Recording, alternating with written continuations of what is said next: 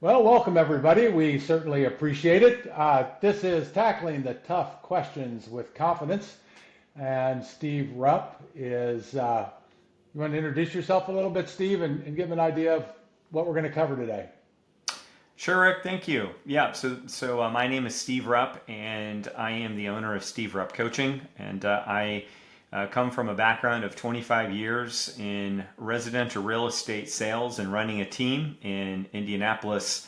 And we're going to be talking about some of the most common objections that real estate agents get that I have gotten in my career, and how to handle them. So, what do you say? And how do you address some of these concerns that your real estate clients or potential clients have? So we'll be going through some mindset, we'll be going through some actual scripts and how to think about these and respond to them, as well as some things at the end as far as some lender side questions and some objections that clients are getting, so you can make sure that they're getting the best help that they need. Yep, and I'm Rick Ripma, your hardworking mortgage guide advisors mortgage group, and I'm going to cover the lender side. Yep, absolutely. So, not a whole bunch on that, just three little ones, just to give you an idea of what we can go, what we could do. So, with that, we'll just get going, and we'll start with slide one. And Great. this, go ahead, Steve. So, as we get started, the most important thing is mindset. Anytime you're in a sales role, it's all starts with mindset, and you got to get your mind right in order to handle the tough role of sales and the inevitable objections that you're going to get. The most important thing is come from a place of contribution and a place of seeking to understand, which is always more important than being understood. And so if you get your mindset right around understanding what the client's needs are to see if you are the right person to help them, that's really going to be step one. And clients can 100% tell if you're there to sell or if you're there to listen. And there's a big difference between the two.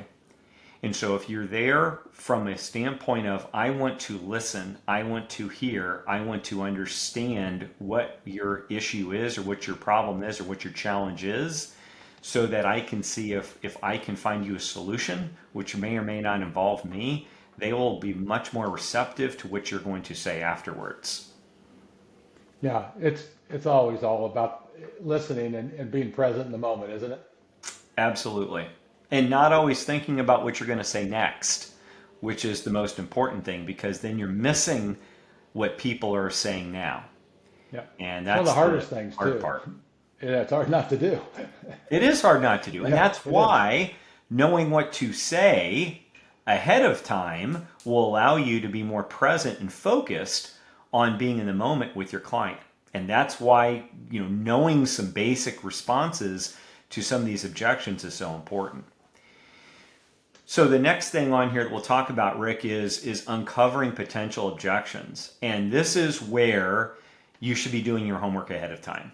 This is where we'll be teaching you here momentarily about what to say when you get some of these objections, because you will. You might not get it every time, but you will get clients who give you objections. And Right. we'll talk about what those objections really are and what they really mean here in a future slide. But you will get them, and you want to be prepared, and you don't want to be stumbling around looking for an answer that you have not practiced. And so that's why handling these and uncovering what these potential objections are up front is so important. The other thing is, within the context of the appointment with the client, is uncovering what their objections are during that conversation, so you can have a meaningful conversation to help address those objections that those clients have and get to the root cause of them, which is really the whole point about being a consultative salesperson. Right. Because a lot of times the objection that they say isn't actually what they mean. Isn't very 100%, objective. 90% of the first objection that someone gives you is not the real one. Yeah. As they teach in a lot of sales courses, that's the smoke and mirrors. That's the surface level stuff, which isn't where the diamonds are. You got to dig for diamonds. And it's the same thing with the root cause of someone hesitating to choose you to work with you, is you have to find the true root cause of why they are hesitant to say yes. Yep. And there's always a reason. Yeah, there always is. So then we come to the personalized responses. So, and this is something that Rick and I have talked about a lot, is when it comes to scripts, there's two camps. There's one camp where someone says, hey, just like a highly paid actor, actors get paid a lot of money for reading and rehearsing and understanding and regurgitating scripts. They do. Think about all your actors. They are not making up any of this stuff on the fly. They have had writers who have scripted these lines out, and they have rehearsed these lines over and over and over again so it looks like it is unrehearsed in the camera.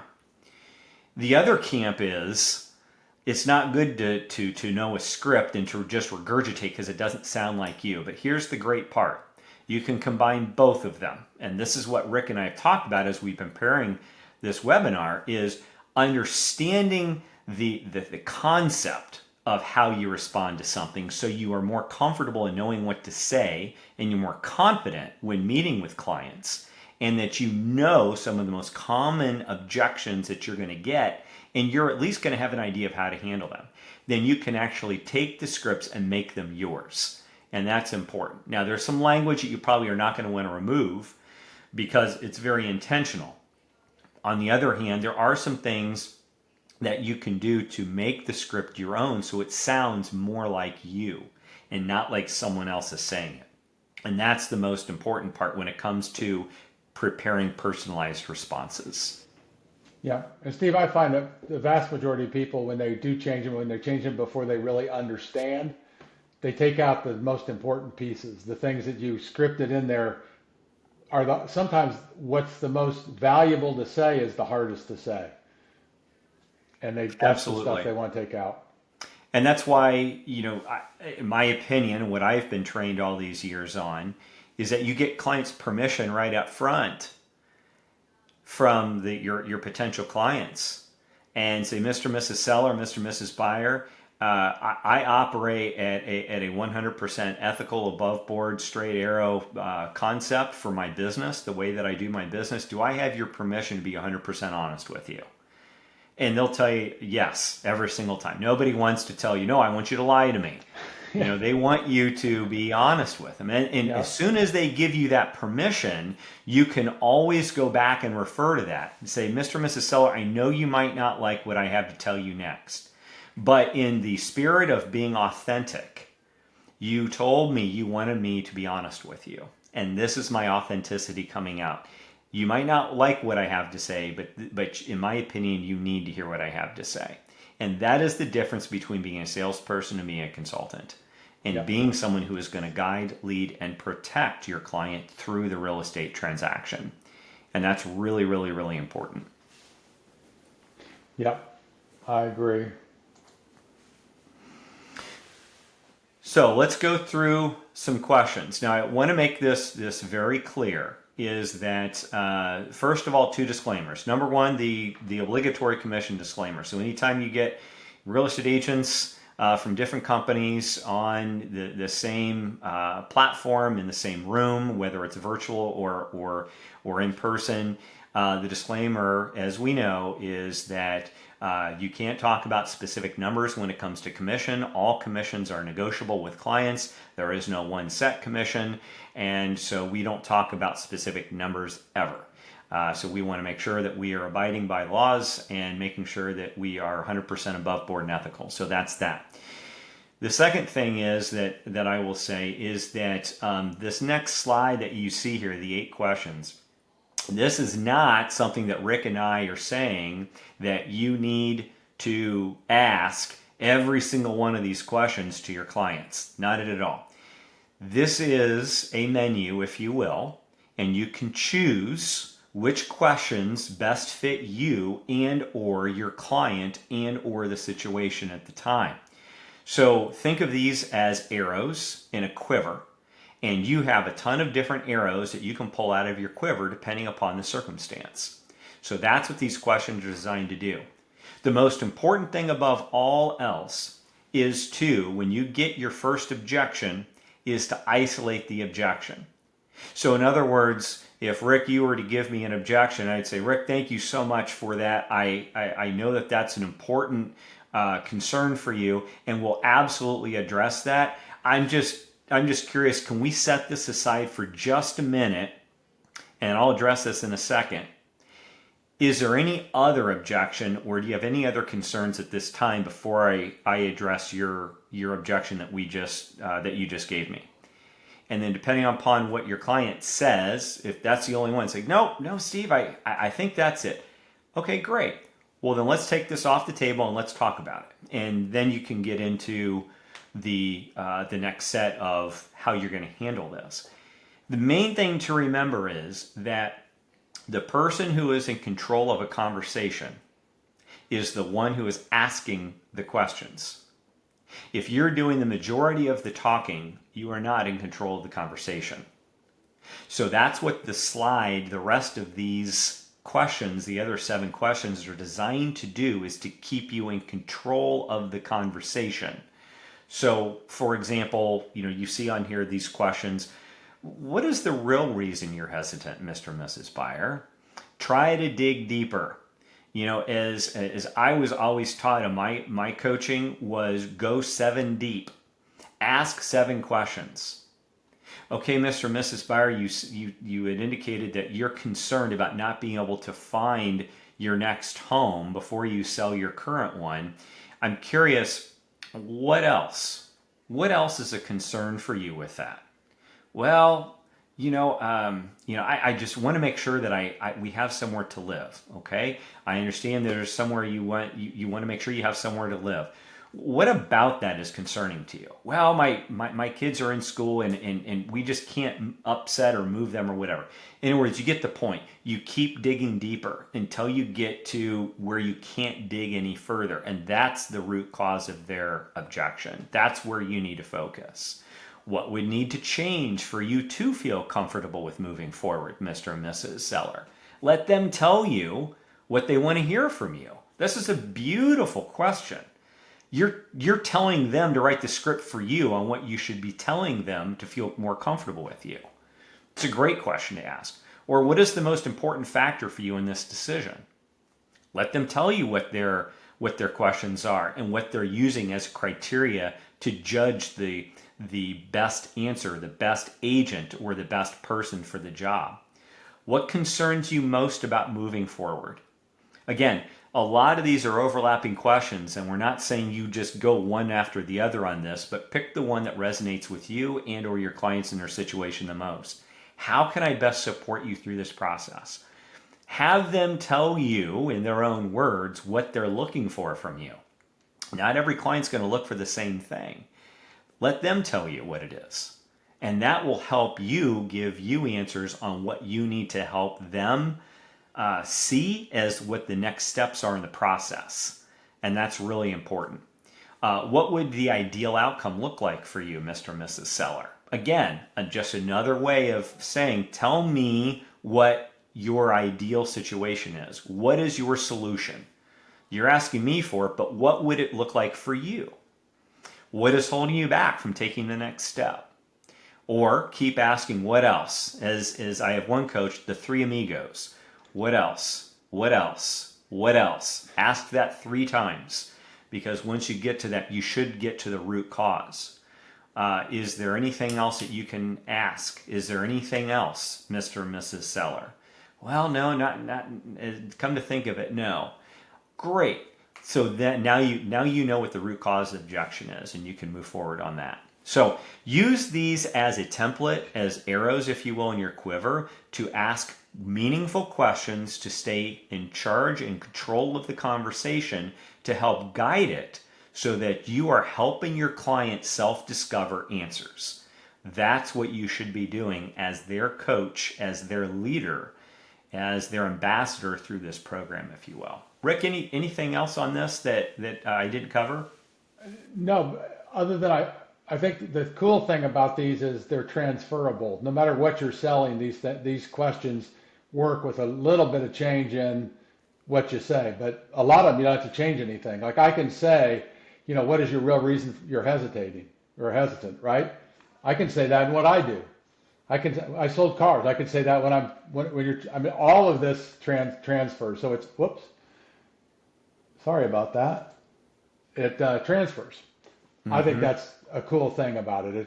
It's really a great skill to learn, no matter what, because it'll help you in a lot of ways.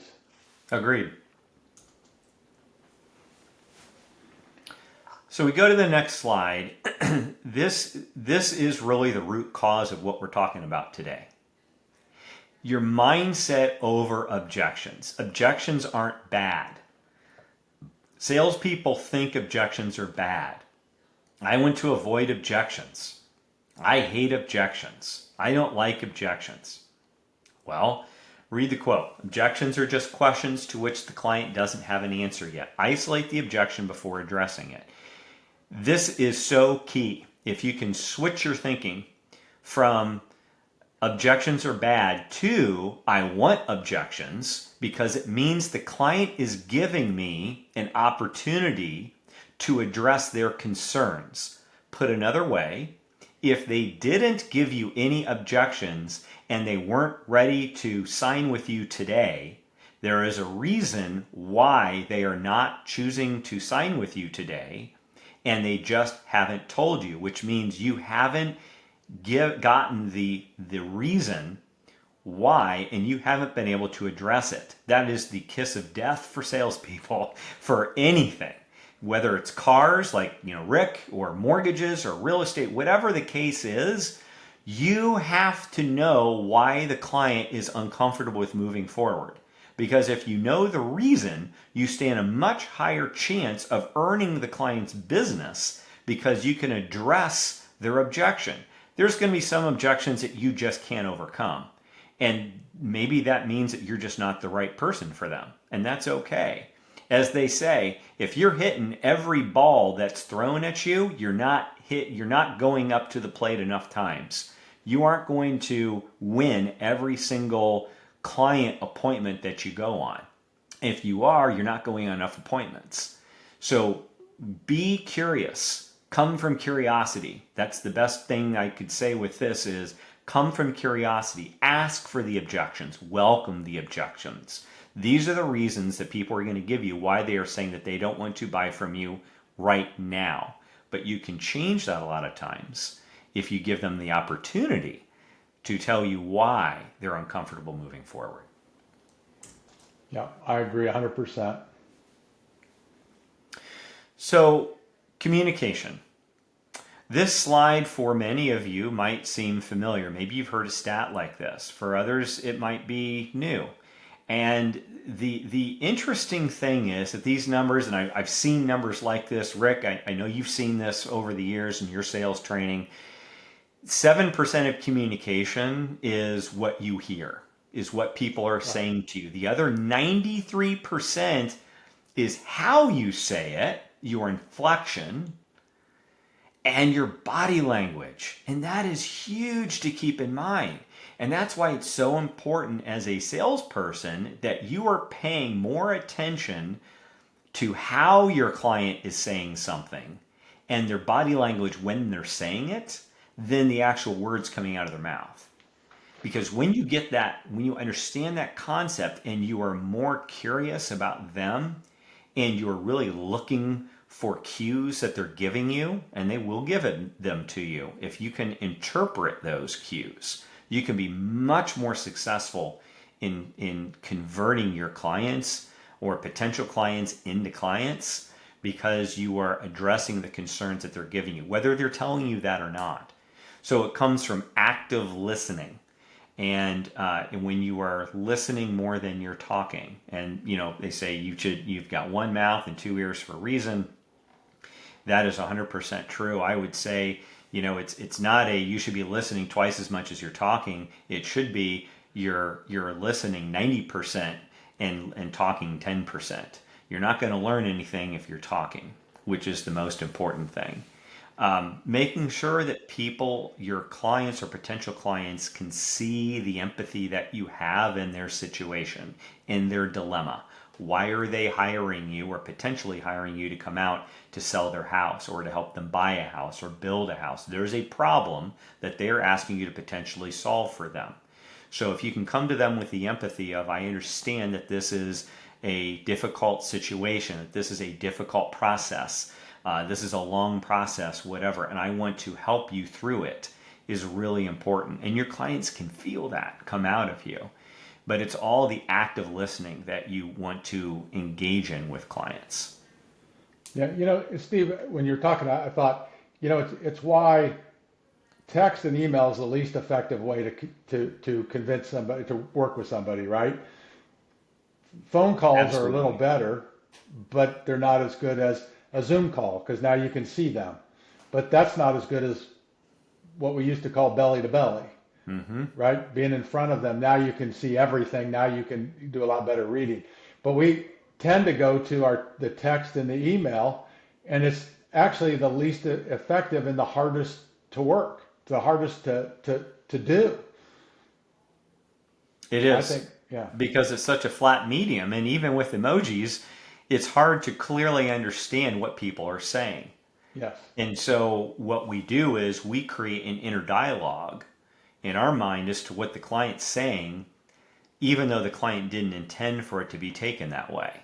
yeah, And that's why, just like you said, Rick, it's getting to belly because then you can actually see the body language, and then you can hear the context that they're using, which is more important, infinitely more important than the words that are coming out of their mouth or are printed on the screen. absolutely. Yeah. And that takes us to our next slide about the context over content. And this is the come from curiosity slide. Making sure that you understand, again, we talked about this in prior slides, dig deeper. Ask the three amigos, what else? What else? What else? What is important to you about that? I'm curious. Uh, what is it about this that is concerning to you? The most important thing is try to stay away from questions that start with the word why. Because when you start with questions that lead with why, you're putting the client on the defensive to rationalize why their concern is a concern. And that's a bad place to come from. Whereas if you came from curiosity, Mr. and Mrs. Seller, I completely understand your concern with that. I've had clients in the past have said the same thing. I'm curious, could you tell me a little bit more about what is concerning for you about that? That's a lot better than, Mr. and Mrs. Seller, why did you say that? Why is this important to you? And then they get on the defensive. Well, it's because of blah, blah, blah. And that's probably not the real reason. But now they're defending themselves to you. And that's not what you want. No, not So, at all.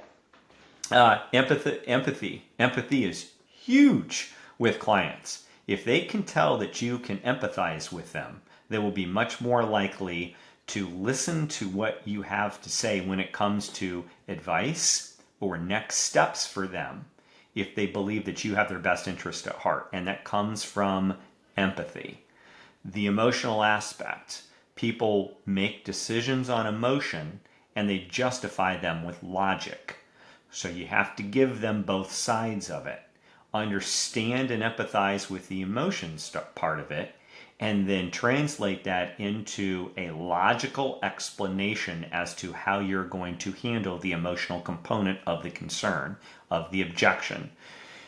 That's really important to do. You can't stay in the emotion because that's not where good decisions are made. You got to get them out of the emotion and into the logical part. In order to do that, you have to get with them in the emotion and lead them out of it into the logic component. And that's not necessarily easy to do, and it's still hard to do. It's still important to do at the end of the day because they won't make good decisions if you keep them in emotion. Rick, I know you've had a lot of experience with that in your work too. Yeah, I think it's vital. But we all tend to try to focus on the logic because we all like to think that we're very logical decision makers when the reality is we're not. So you have to speak to the emotion too. If you don't do that, Absolutely. you're in huge trouble. And then if you go on to the next part of the slide, tailor your approach. This comes down wholly to personality styles. So if you're familiar with the DISC personality system, which is, there's all kinds of different personality systems out there. DISC is probably one of the oldest and the most well known, but it comes down to categorizing someone's personality into one of four main categories. And if you can understand how that works and how to type somebody in that, you're going to be able to resonate with them quicker. Give you a quick example. I am a very high C on the DISC personality scale, which means I like detail. And I am an extremely detailed person, and I need to know why things are before I can make a decision on something. If I'm with a high D, which is a driver, think a CEO, I know that my fallback, my main personality style of the C is not going to resonate with the D. I need to change my personality style to mirror theirs if I want to have a greater chance of earning their business and understanding how they work and what they want, the type of agent they want. In other words, I can't go into these big long details about everything. They want an executive summary and they want it bullet pointed, period. And I got to make it quick. I can't go into a 2-hour long listing presentation.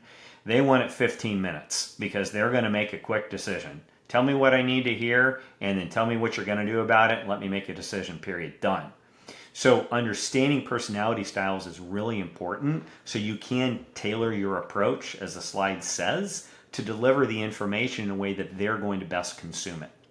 And then the last thing is solutions. We are solution providers. That's what we do. Any salesperson is a purveyor of solutions, because if you're going to sell someone something, I don't care what it is, a product or a service, you are selling a solution to a problem that your client is currently experiencing. Sometimes they don't even know that they have a problem, and so you have to help them uncover it and see it for themselves and then show them the solution that you have available for them. So as a real estate agent, you want to help them with their problem of they have to get their equity out of their house, and then many times they need to buy another house. They have to find somewhere else to live. You're the purveyor of that solution. How are you going to do that? And the sellers want to be focused on where they're going next. You're going to help them get from here to there. You're the solution finder. And so make sure that you're providing relevant solutions in a way that is going to resonate with your client, specifically for the DISC personality scale. No, you're exactly right because I'm a high D, and I like it short and sweet, and I have to fight that because if I get somebody, one of the other personality traits, I got issues. That's right. That's right. And you do have to be a chameleon sometimes. Yes. So at the end of the day, here's the deal. Clients do business with people that they know, like, and trust, especially when you're talking about something as important as buying or selling a house or a home. And by personalizing your communication with them, you start to develop rapport because they can start to feel connected to you through that by engaging with active listening skills, repeating back to your client or potential client what they just told you in your own words. So, Rick, what I understood you say is this. Did I understand that correctly? Yes, Steve, you did. That was a good summary of what I said. Great. And then you can move on to the next step. Show them the empathy and understanding. Boy, Rick, I certainly feel for you with having to move so quickly. I've had a lot of clients in that same situation, and it's never easy. What I found is by helping clients utilizing our proven system, that we can help get you out of where you currently are to where you're going quicker and smoother than other agents can. Can I show you what that looks like and how we can get you from here to there? Sure. That's how you do it. Show the active listening skill. Show that you have empathy over their situation. You're not just commission breath and trying to sell them something. And this all is manifesting in with building trust by doing the three things: personalizing communication, active listening skills, empathy, and understanding. You will naturally build trust with your client or prospective client. Yeah, and people need to understand that you didn't just learn this, right? You've practiced it. You can see how it becomes so natural to somebody. So if it's new to you, know you're going to make some mistakes. That's okay. But you got to practice it and practice it and practice it, so it just becomes a natural. It actually just becomes part of you. It's what you do. Absolutely. And Rick and I, we've read a lot of books. Hopefully, you have too. Here's just 4. There's all kinds of books out there on negotiating, on objection handling, on sales. These are 4 really good ones, and there are some others out there that you can use as well. And if you're looking for some other books, just let Rick or me know, and we're happy to give you some additional titles. But these are some great places to start. I think, Rick, you said you love Spin Selling, and that's one of your go-to books that you've used for years, right? Yeah, and spin is questions, just like you were talking about. So the S is situation questions, P is problem, I is implication, and N is need payoff. So it gives you a questioning technique that works well, but it's not, it's like we have to ask situation questions, but if you ask too many of them, the people get bored, right? Mm-hmm. And problem questions can be a little overwhelming if you do too many of them. Your powerful ones are need payoff, but you got to find out the problems and situation and implications before you do that. Implication is where you imply if somebody isn't talking to you and isn't giving you the information, because sometimes you probably run into that. You ask questions, they go, no, I don't really have anything. But the standard problems or objections somebody has, so then you can imply it to see if that's what they're having, if they aren't going to tell you. I think it's a great book. I've been using that since 1991 or 92. Been a long time, been around a while, and certainly is proven. Yeah, I've been around a little too long. So there's different objection handling scenarios that we're going to be talking about today. So, starting with pricing objections. How do you price a house? How do you address a client who wants to price higher than what the market is suggesting that they should be priced? The main thing about this is that you never own the price. And this is something that I teach clients all the time. And that is, it's never your price. Well, this is my price I came up with. That is a wrong tactic to take. It is the market's price. Mr. and Mrs. Seller, the market is guiding us to this price range. And I think we ought to take a look at this, because this is where the market is guiding us to be. It's always the market.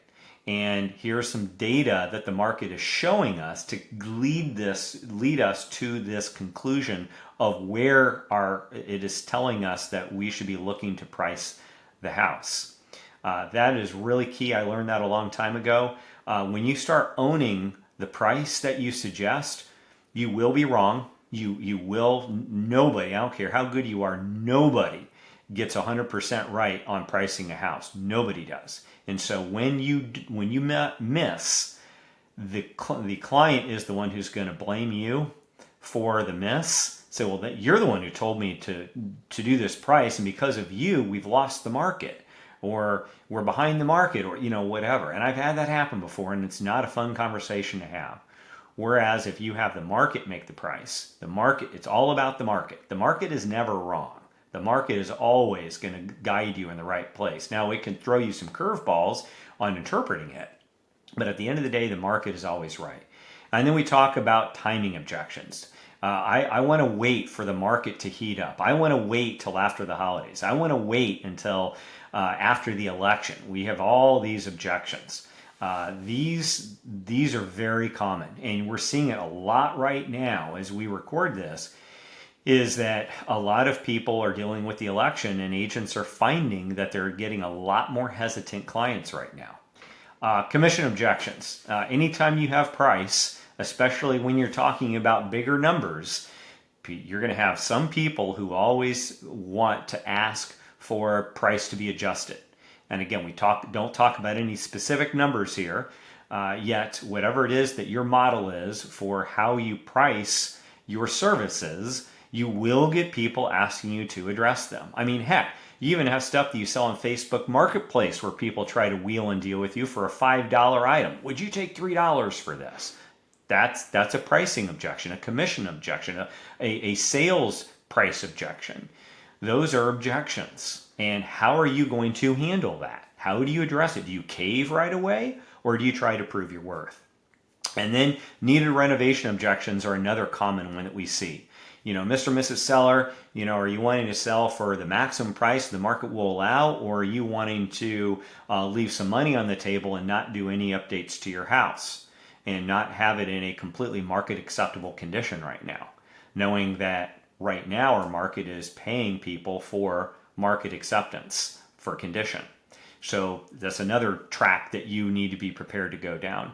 And then lastly is your fence sitters, lack of urgency. I don't know, I'll buy something when I find the right house. Well, they could end up being time suckers for you and for them. So uncovering motivation and helping the client to see that is really important. Rick, any additional comments on any of those? Yeah, especially the lack of urgency, because a lot of people use that, and I'll call it a fake objection.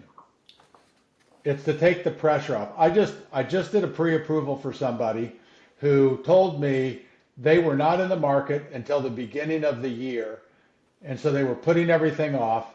And I just did a pre-approval, and they made an offer today.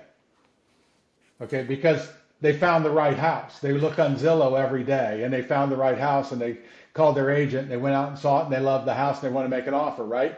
So to me, that's an objection that maybe they believe it, but when they find the right, so maybe a good question, well, if you found the right home, would you move forward sooner? Because I think a lot of them will. You probably have a better, handling than that, but it just is.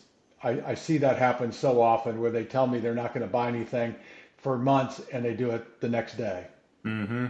Absolutely. And, honestly, I think a lot of agents get overwhelmed, or salespeople get overwhelmed by thinking that they need to have, 30 objection handlers ready to go. Well, there's really not that many objections. You've got like maybe 10 of your most common objections, and then you can segregate those into smaller, slightly different types of objections with each one. But if you've got 7 to 10 models that you follow when you get an objection, you're good to go. You don't need to know more than that. That's the beauty of this. And so our next slide we're going to talk about is the most common objections. Is this all of them? No.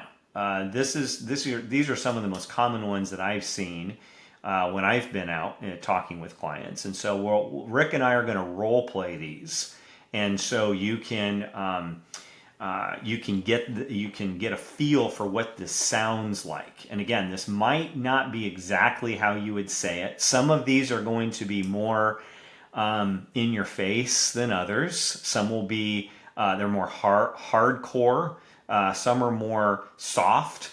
I mixed it up when I was using these to resonate with different types of personalities for both the client as well as the agent. So you can pick which one resonates with you most. Some objections have multiple responses to them. And then the other thing is that for everybody on this call, we'll be sending out these objections to you in writing so that you can actually take them, print them off, and practice them, and then personalize them so that it sounds like you. And hopefully this will help you address objections and, most importantly, be more comfortable and confident as you go out meeting with clients for listing appointments and buyer presentations. So Rick, would you like to start here with our first objection? Yeah, and first, I may get them wrong, but this one's obvious. This is for a seller, and Yes. and so if I'm looking to hire somebody, Steve, we heard the market is cooling off. We want to wait to sell our home. So, Rick, if I can show you some data about the difference between selling your house now and waiting 6 months, then would that help you make a better decision? Yes. Great. So you see, Rick, waiting for the quote unquote perfect market is risky because timing the market is very unpredictable. External factors such as economic shifts or policy changes could negatively impact the market in ways that we just can't foresee. Listing now ensures you capitalize on the current environment rather than gambling on uncertain future conditions. Does that make sense? Yes, it does. Great. All right. Okay. Let's hit our next one so we can make sure that we finish on time here. So we're just gonna go through these fairly quickly, and then we'll send these to you afterwards, and you can look at them, take more time. But at least you can hear what they sound like as we go through it. And this is for a buyer, correct? Or is it, Correct. this is for okay. No, this is a seller. Seller. This is the This seller. is seller. Yeah. Okay. Hey, Steve, I heard the sellers don't have to pay a buyer's agent commission anymore. I don't want to pay the buyer's agent commission. Rick, that's a great comment. So I'm curious, how much do you want to charge for agents and consumers to see your house? What? Well, let's say that we do an open house and we decide to charge admission. How much should we charge for people to see your house? Nothing. I want people to come see the home. Great, absolutely, makes sense. So they don't charge admission for people to attend auctions, and we want to create an auction effect on your house to drive the price up. Good. Now, what if we paid people to come and see your house? Wow. A lot. I think a lot of people would come in. How do we do that? Well, how many people do you think would come to your house if we actually paid them to see it? I mean, a lot. A lot, right? A lot. Yeah. So before I answer that, what if we did this? What if we offered to pay anyone, but we only had to pay the one who bought your house? What do you think about that idea? That's a better idea. That's a great idea. Good, because that is what we normally do in real estate. And some sellers might decline agent comp and with that force buyers to pay admission to see the house. But smart sellers like you will understand the brilliance of having all the agents bring their buyers with the thought of getting paid, but only having to pay the one who pays you. Ready to sell? Put your John Hancock right here and let's get to work. All right. Let's go, Steve. All right. So this one is this is for the seller.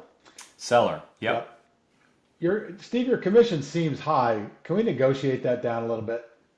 Rick, I'm curious, what do you know about how real estate commissions work? You see, I understand your hope to save money, and it sounds like you're interested in putting the most money in your pocket.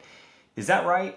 Yes, absolutely. Okay, well, see, Rick, the MLS shows the average agent in Indy today is negotiating 95% of the listing price. The same MLS shows me at 99.2%. So you can see that I get sellers more money than the average agent.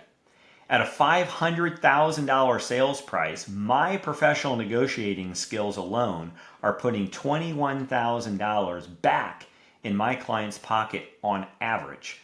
So if you're interested in placing more money in your pocket, then hire me to negotiate for you.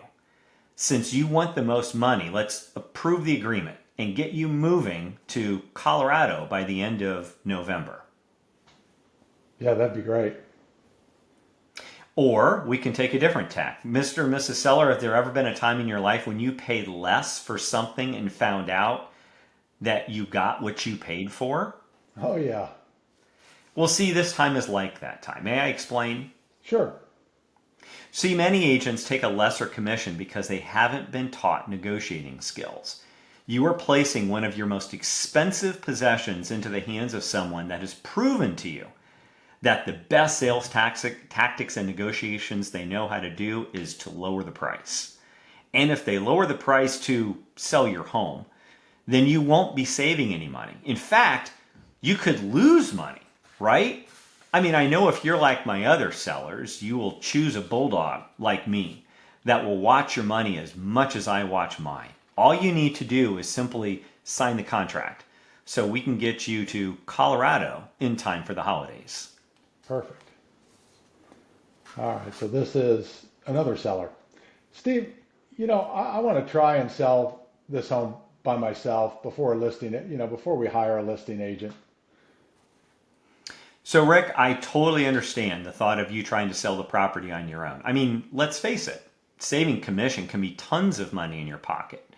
So, I'm curious, are you familiar with the difference between passive and active marketing? No, I'm not. Okay, well, real quick, passive marketing is basically sitting around doing nothing, holding open houses, maybe sending out some flyers or advertising in bygone days of newspapers. Were you thinking about doing any of those things yourself by chance? Yeah, I guess maybe a little. Yeah, I was afraid of that. So those methods only work about 25% of the time. So I'm just going to cut to the chase, Rick. There's nothing like trying. And there are people that go to Vegas every day. Millions of people do it. They go out, some of them hit the jackpot, but the vast majority of them lose money in Vegas. Every now and then, a seller hits a jackpot, but a vast majority need a realtor. So when it comes to selling their house, that would be me. So choose our team to sell your house. Or the last one that we have is, if I could show you a way that could net you more money by doing business with me, would you do so? Absolutely, I would. And then this is where you start showing your value prop. This is an opportunity to create a very simple, straightforward question to a for sale by owner to give you an opening to start selling yourself and how you can solve a problem that they have. And so this leads you to do more on your own on this, but at least this gives you the door opener, which is typically the most important thing with the FSBO, is to give you an opportunity to get in. So there are some other questions that we can ask here, and this is not meant to be done all at once or just verbatim or one by one, but just asking questions, which is the most important thing for a for sale by owner. You're just trying to get your foot in the door. So you could ask questions like, are you aware of all the marketing techniques I use to get homes sold?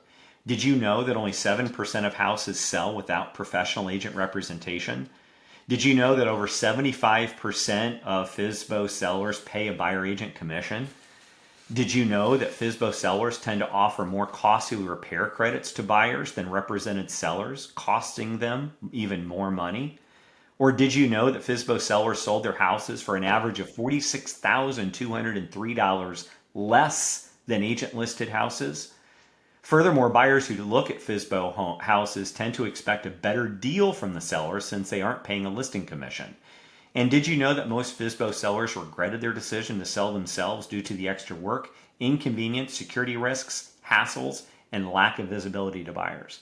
Again, you wouldn't ask all of these questions to the same person, but these are just some additional questions, arrows in your quiver that you can take out as the situation warrants.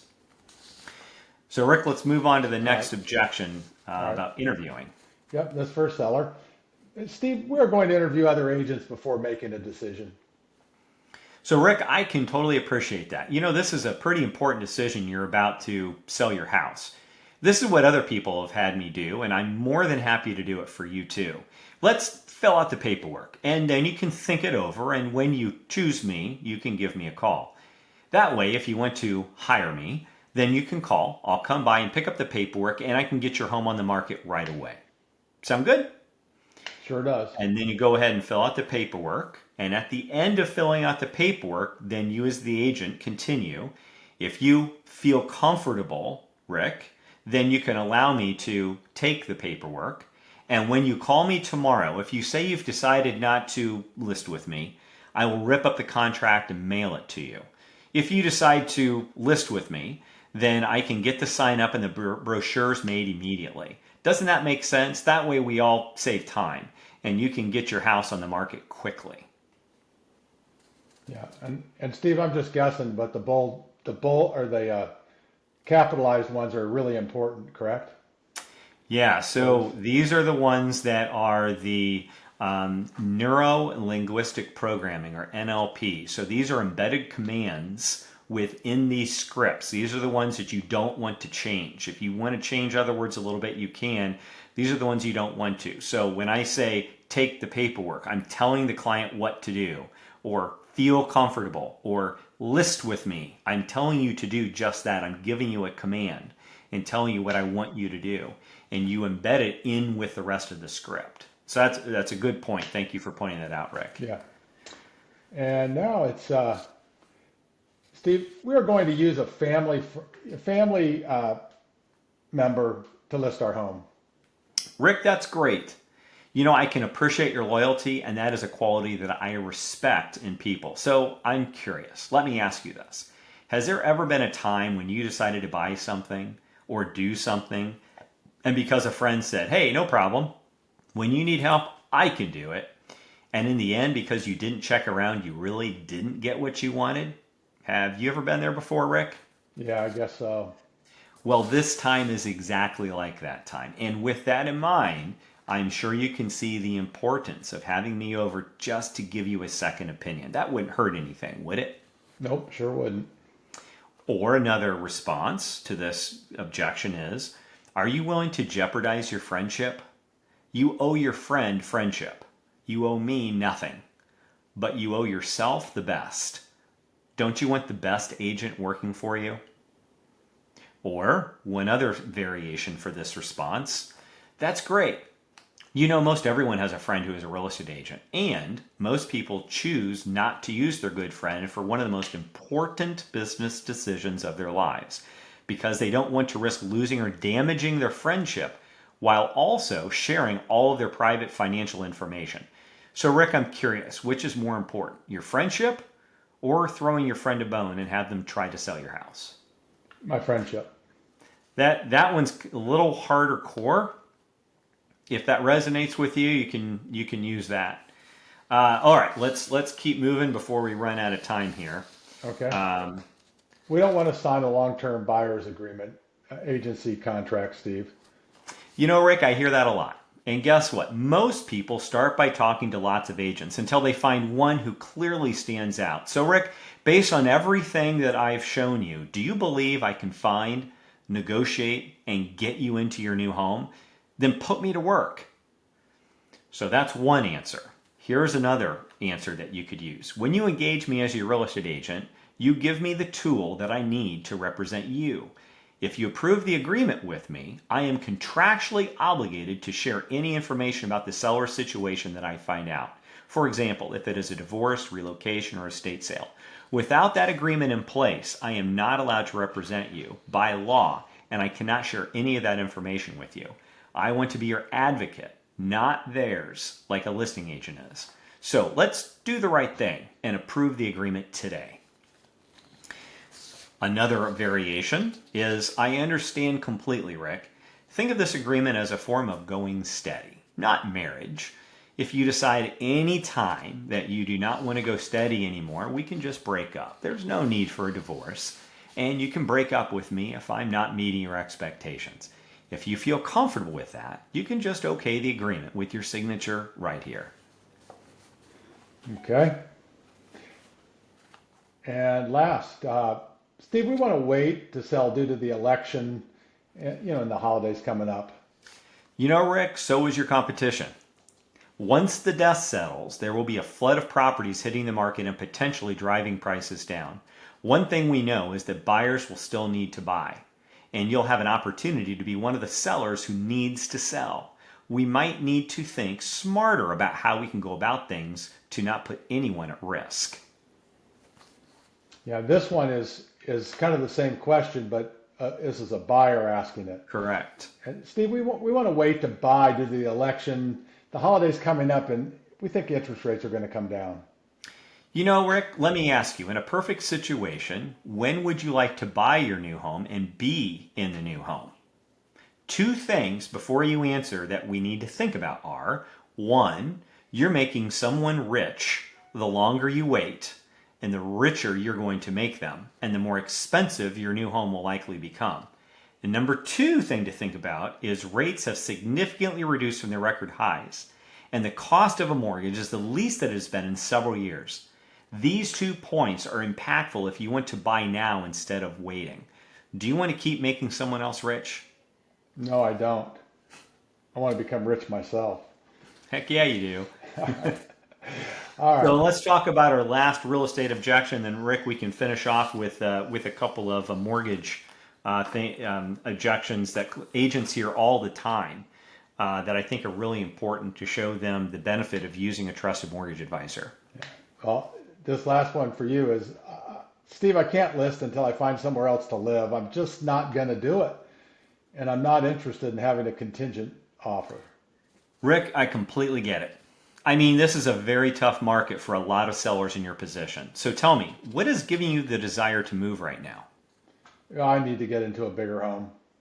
Okay, absolutely. Well, we have a few options. And of those options, all are going to be up to you. And my job is just to deliver the options and then let you choose. Does that seem fair? Sure does. Okay, great. So we have the opportunity to get a cash offer on your house. Now I want to tell you, it's not going to be as high as we could get on the open market. We also have an opportunity to go to a lender to see if we can do a bridge loan, which would allow you to purchase the new house before selling the next one. And the next question is, would you be interested in a rental for a very short period of time after you sell in order to get that next house for even less? See, there are lots of different options, Rick, and my job is just to help you determine what's best for you. Great. Didn't know there were all those options. So those are, again, not everything, but those are some of the big ones that I've seen. So I did want to make sure that we carved out a little bit of time to go through some of the situations and objections that you're seeing, Rick, and that agents are seeing when it comes to clients and not using your recommended lender. So, Rick, I'll be the client right now and let you answer. Why should I use your recommended lender? Well, Steve, let me share a story with you about one of my past clients who had a pretty rough experience working with a large lender.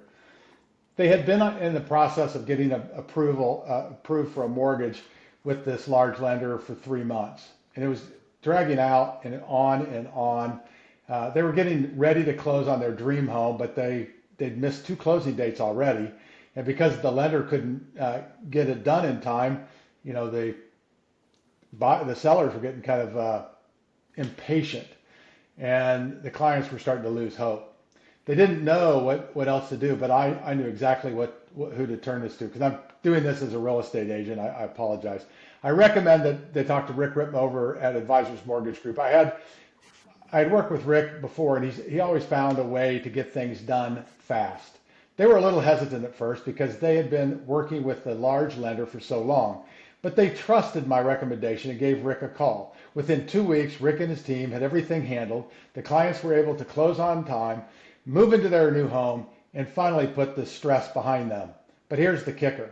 About a week after closing, my client received a letter from the large lender, the one they had been dealing with for 3 months. The lender had officially denied their mortgage application. Can you imagine what could have happened if they hadn't made that switch? They would have lost the house. They may have lost their deposit, and obviously they lost months of their time. But going with Rick, they not only got their mortgage approved, but they did so in record time, 2 weeks. They were so relieved and grateful, and it was a great reminder that working with a lender who has personal touch, quick response, and expertise really makes all the difference. Rick saved the deal, and they're now happy in their dream home. So, Rick, what I love about this is that you're utilizing the evidence of success strategy, which is telling a story, which we know is really important for conveying a point and very effective. And by showing what someone else did and experience that they had, you are encouraging the client to do the same thing because it's a proven tactic. And that's why these 3 scenarios that Rick has works really well as a real estate agent to show the client why they want to at least give your preferred lender, hopefully Rick, an opportunity to earn their business because they've done it before and they've helped clients out of a jam where the non-preferred lender put them. So Rick, moving on to the next one, should I offer an incentive to buy my home? You know, let's talk about that. And I'm going to tell you about a client of mine, Sarah, who was in a situation similar to yours. She had a beautiful home in a great neighborhood, but it had been sitting on the market for a few weeks longer than we had expected. The market was shifting, interest rates were rising, the buyers were starting to, feel a little bit of sticker shock when it came to the monthly payments, as rates rise. Sarah didn't want to drop her price. Her home was worth every penny, and we both knew that. But after discussing the situation, we decided to offer something a little different. Sarah would pay for a portion of the buyer's closing costs to buy down their interest rate. Here's how it worked. Instead of lowering the list price, we offered to cover the cost of a couple of points to lower the buyer's mortgage rate. This reduced their monthly payments significantly, and suddenly the house became much more attractive to buyers who were on the fence. Within a week, we had multiple offers, and one of them it was actually over list price. The buyers felt they were getting a great deal because the monthly payments were more affordable, and Sarah didn't have to sacrifice her bottom line by slashing the price. By offering this incentive, Sarah's home stood out in the market, attracted more attention, and ultimately sold faster and for more money than if we had just waited for another buyer or lowered the price. In the end, it was a win-win for everyone. And this is a great tactic to use as a listing agent as you're talking to your client about how to stand out. Builders are using this tactic every day, and so why shouldn't you as a resale seller put your house on the market utilizing the same tactics that builders are utilizing? So great conversation to have. Is this the right strategy for everybody? No. However, it is a great strategy to at least mention to your clients so that at least it's out there, and for the right person, it really can make a big difference. Yeah, it sure can. So Rick, let's do our last one and we'll wrap up here. Right. I want to wait for interest rates to drop. This is very relevant in today's market. Steve, I totally understand you might want to wait for interest rates to drop. It's a common concern, but let me make you share a story with you about a past client who had the same worry and how it worked out for them. They were really on the fence about buying a home because rates had ticked up a bit, and they thought waiting would help them get a lower rate. They were getting a lot of advice from friends and family telling them to hold off. I introduced them to Rick Ripma over at Advisors Mortgage Group because I knew Rick could guide them through the decision carefully. Rick does more than just offer a rate. He and his team monitor the rates daily, look for the perfect moment to lock, in the best possible option. Rick explained to my clients that while the interest rate is important, it is only one piece of the puzzle when it comes to buying a home. The right timing, the current market, and the potential appreciation of the property all play major roles. Waiting for the rate to drop might even mean you miss out on the perfect home or facing a more competitive market later on. Rick worked closely with my clients, keeping an eye on the rate and providing them with options they could feel good about. And here's the kicker. They locked in a great rate, bought their dream home, and guess what? Just a few weeks later, the rates didn't drop. They actually went up. If they had waited, they would have been in a worse position, not to mention they would have missed out on the home that they had fallen in love with.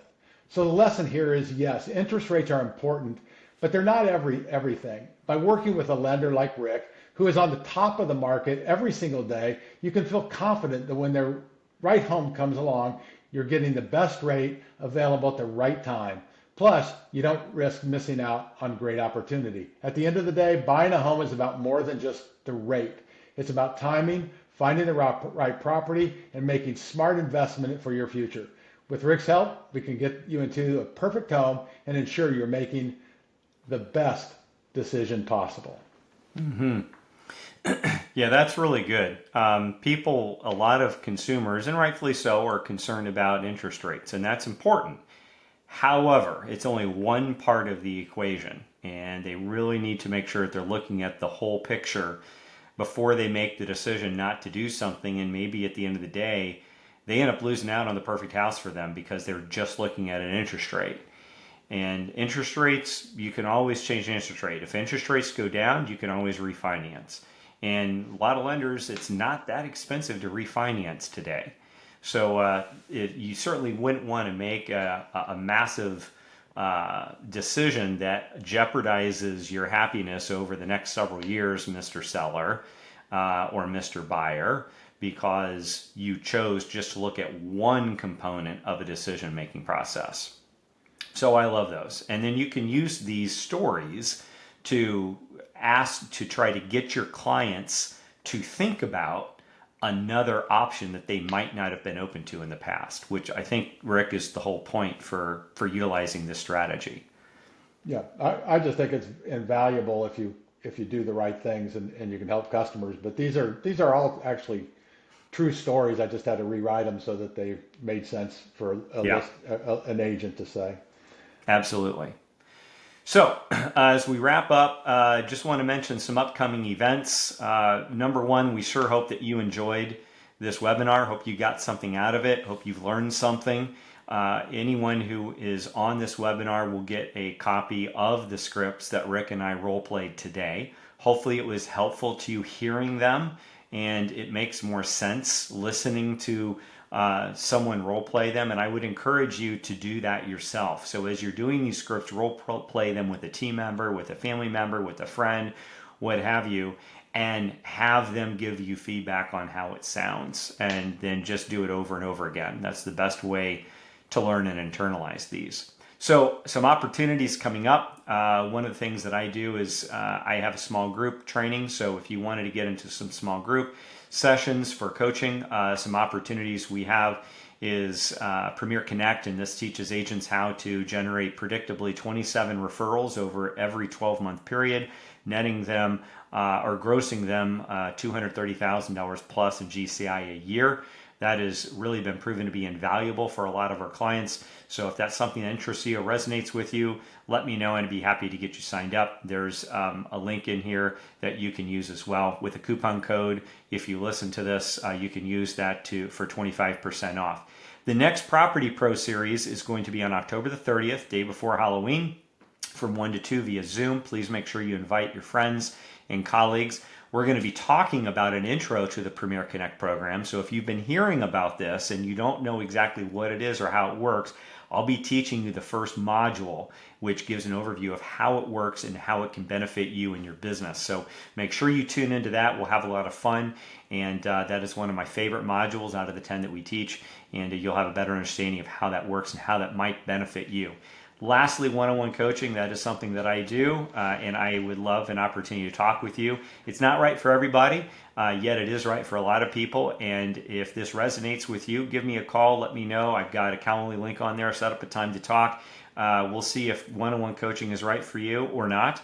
And if it isn't, I'll be the first to tell you that. And if you need some other resources to get you where you want to go in your business, I'll be happy to help you with that too. So I just want you to be successful. So with Rick, with that, anything else in your mind to close this up? Yeah, I did want to say, I have a friend who is actually my personal trainer, who he's become a real estate agent. He's still a personal trainer, but he's transitioning into real estate. He's been doing it about a year and a half. So he's very, very new, and he's taking your Premier Connect small group training. And I had a session with him today, and he was telling me that he was really lost at the start, right? Because he's brand new, didn't really understand. He said he spent about an hour and a half yesterday putting together the information as you told him to do it. And he is so excited. It took, you walk him down a path, and when you're first learning something, it's hard to learn. But now he sees the light. And he was telling me, I'm going to do this, I'm going to do this, and here's what Steve said to do here. And it was like brilliant. And it's going to make all the difference in him being very successful in real estate.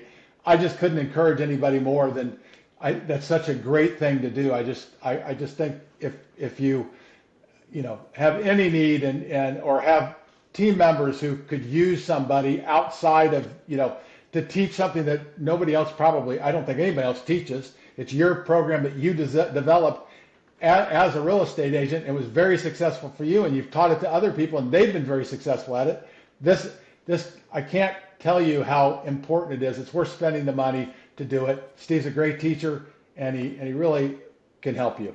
I'll get off. Absolutely. Well, thank you, Rick. That's a great endorsement. And, to be very frank with you, all my one-on-one coaching clients get the Premier Connect training included.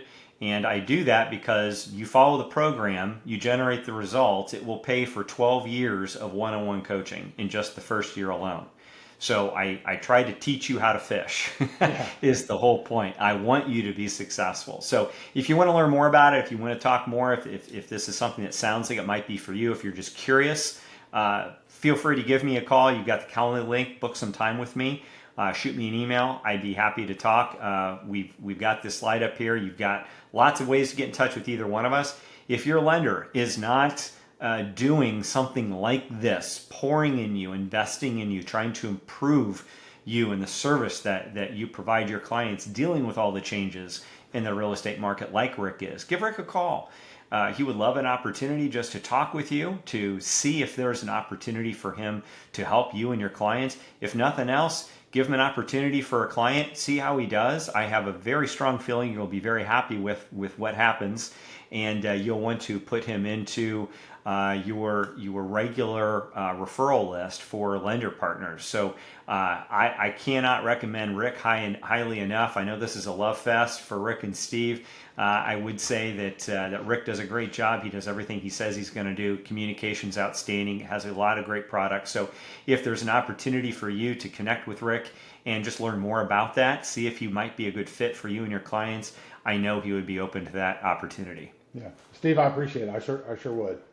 Thank you. And a lot of opportunities here to connect with us. So on the web, email, phone, or text, and we'd love to hear from you. So if you have any questions, if something resonated on here with you, if you're confused with something on here, please call us, get in touch with us. We'd love to help you and make sure that you are more successful in your business and seeing the success that you deserve. Thanks so much for being on here with us today. We truly appreciate it. We certainly look forward to seeing you next month for our next Property Pro series. We talk about the Premier Connect program and how it can impact your business. Yeah, thanks for joining us, and that's going to be a really good one, Steve. That's a great thing. Thank you. Thanks, Rick.